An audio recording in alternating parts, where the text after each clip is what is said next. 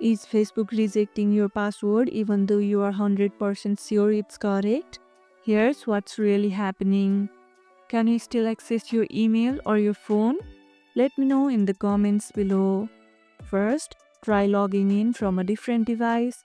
Sometimes local cookies corrupt and cause false password errors.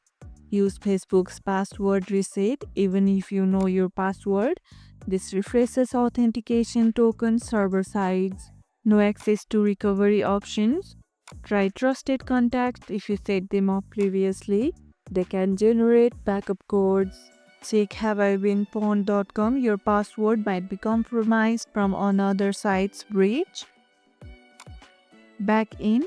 If this video helped, hit the like button, share it, subscribe, and leave a comment.